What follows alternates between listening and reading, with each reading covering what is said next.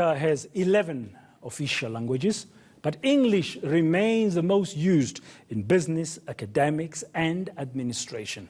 As we celebrate Heritage Day today, we explore the importance of South Africans learning each other's language to promote social cohesion, nation building, and intercultural understanding.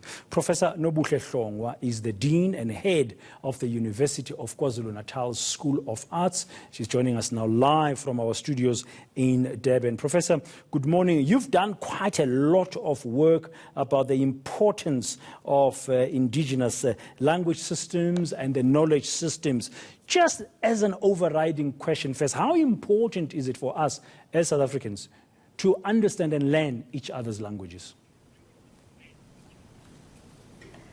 Good morning, Dan, and good morning to our viewers at home. I just wanted to mention that it is very, very important for all of us as South Africans to learn each other's languages. South Africa has a beautiful language policy which promotes multilingualism, as you have rightfully alluded to just now. So each and every South African must make sure that they learn an additional language in addition to their mother tongue. So this is important for social cohesion in our country, because we are coming from an apartheid system in South Africa where English and Afrikaans were promoted and were used as the official languages for a very, very long time. So even in the democratic South Africa, we still continue to see the hegemony of English, because if you go to South African schools, you look at the curriculum, English still remains as the language that each learner has got to pass. If you look at matric, so each and every grade 10 learner is supposed to pass English. So by so doing, as South Africa, we are still continuing to have English, or to instill that English is still the important language other than the other languages. And it's not supposed to be like that. We're supposed to embrace the other African languages so that our nation is going to recognize the importance of this multilingualism. Now, Prof, if we're not doing that, our multilingualism, yes. Yeah, now, Prof, on paper, we have 11 official languages, as you say, but in practice, as you've just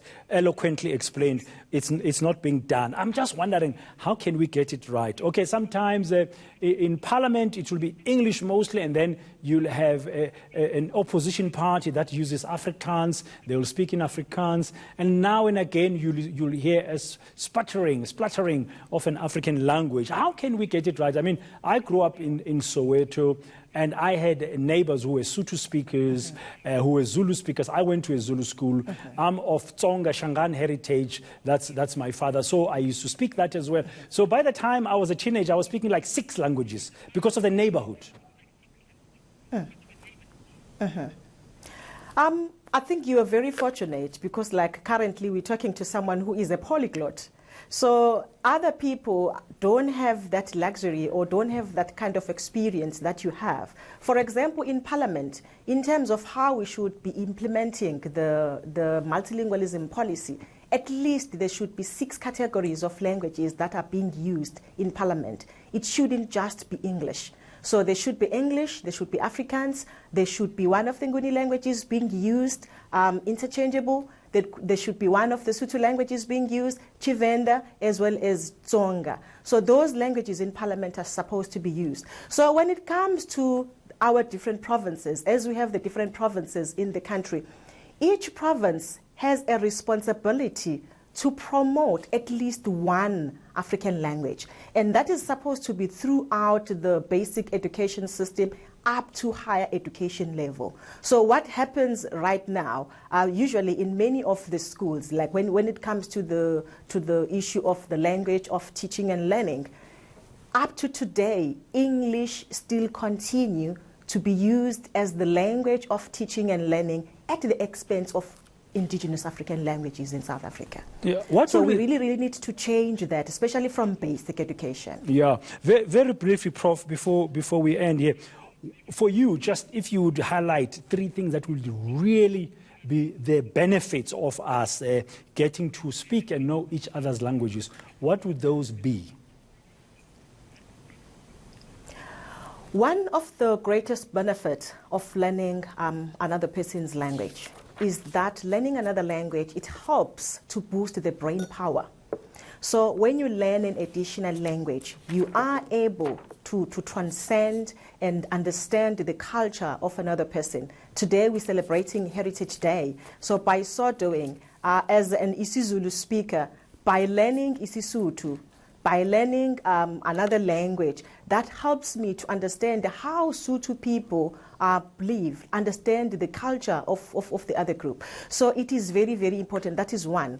The other important thing or other advantage of learning another language, we have seen in our country issues of dementia and so forth. So when you're multilingual, when you're polyglot, it takes time for you to suffer from sickness such as dementia and so forth.